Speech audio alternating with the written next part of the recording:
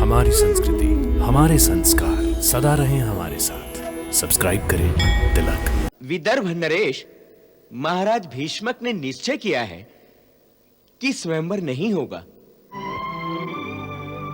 वास्तव में यह निश्चय उन्होंने अपने बड़े पुत्र राजकुमार रुक्मी के डर से किया है। परंतु राजकुमार रुक्मी अपनी बहन का स्वयंवर क्यों नहीं करना चाहता? क्योंकि वो उसका विवाह अपने मित्र शिशुपाल से करना चाहता है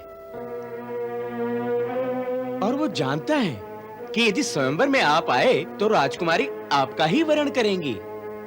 इस बात का पता उसे कैसे लगा? प्रभु, वहां सब जानते हैं कि रुक्मिणी का मन श्री कृष्ण के प्रेम में पागल है।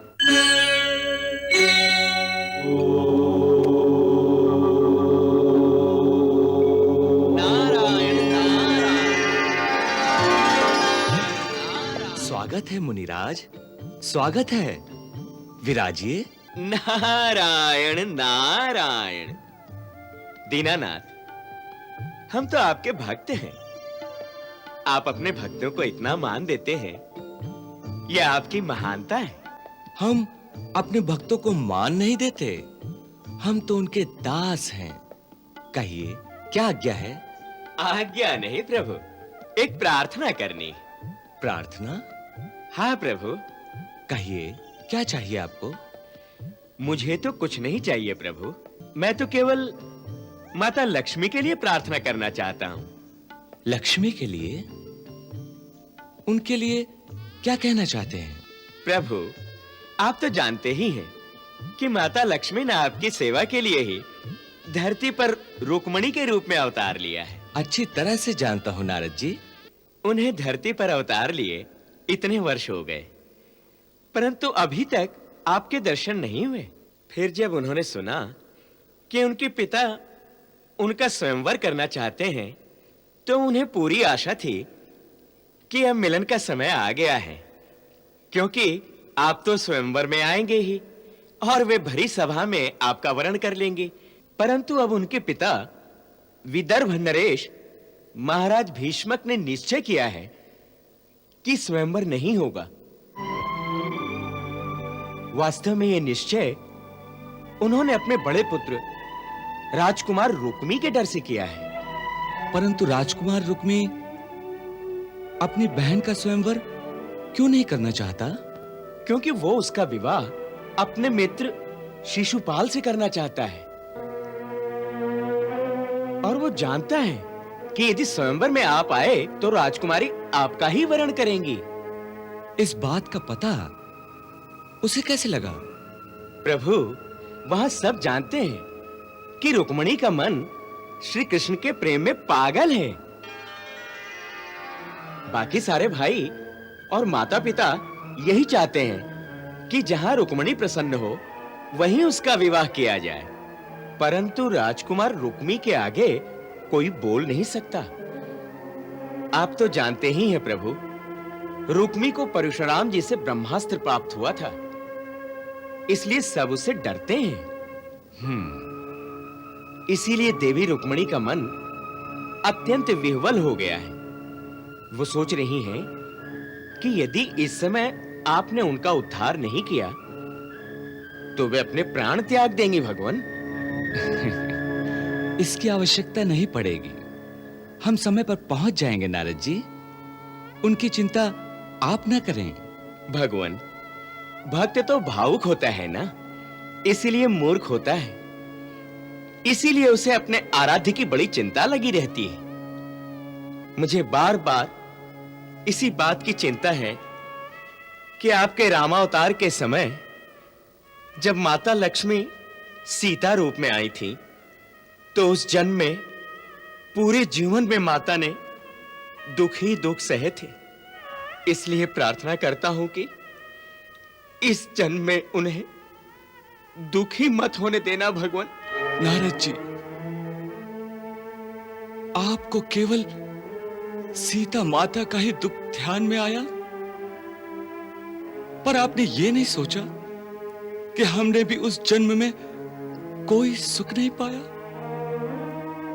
हम तो उनसे भी अधिक दुखी रहे।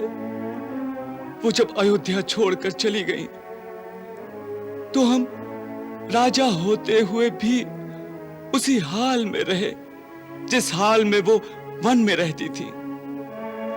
हमने भी समस्त सुखों का त्याग कर दिया था। संसारी लोग इस रहस्य को न जानते हो, परंतु आप तो भली भांति जानते हैं। फिर आपने ये उलाहना क्यों दिया? क्षमा करें देव, क्षमा करें, क्षमा कर, क्षमा, क्षमा। इसे अन्यथा न ले, यह कोई उलाहना नहीं है। यह आपकी और माता लक्ष्मी के प्रति मेरी अंतरंग भक्ति का ही परिणाम है। देवी रुक्मिणी की दशा मुझसे देखी नहीं गई, इसलिए उनकी पीड़ा कहने चला आया हूं। आप उनका शीघ्र उद्धार करें। मेरी आपसे बस इतनी सी प्रार्थना है भगवान, इतनी सी प्रार्थना। आप निश्चिंत रहें महामुनि, सब ठीक हो जाएगा, सब ठीक हो जाएगा। मुझे केवल इतना ही कहना है कि देरी न करें, अन्यथा वहां अनर्थ हो जाएगा। इन दिनों माता रुक्मिणी का चित्त बहुत विह्वल हो गया है, इसलिए आजकल वो दिन दिन भर दुर्गा भवानी के सामने बैठी पूजा करती रहती हैं।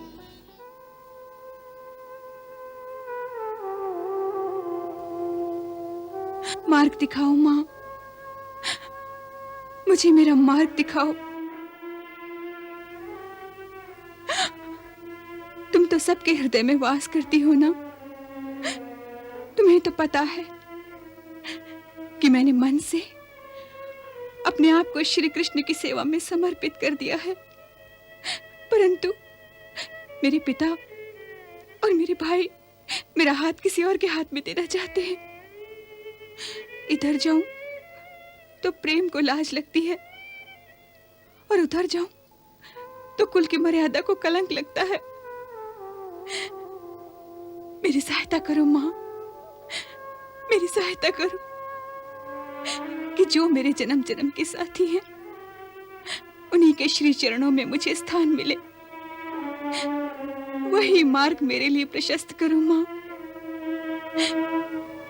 मेरा हाथ पकड़कर मुझे ले चलो मां, चाहे तो जीते जी ले चलो, चाहे तो धर्मराज से कह दो कि मेरी मृत्यु के द्वार खोल दे, ताकि मैं उस द्वार को पार करके सीधा उनके श्री चरणों में पहुंच जाऊं। मेरे प्रण की लाज रखना तेरे हाथ में है मां, तेरे हाथ में है। रक्षा करो मां, रक्षा करो।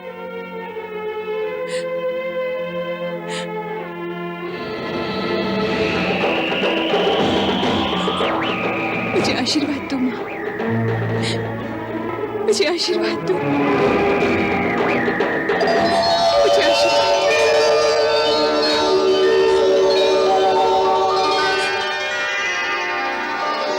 तेरा धन्यवाद हो माता, तेरा धन्यवाद हो, तेरा कोटि कोटि धन्यवाद हो मां।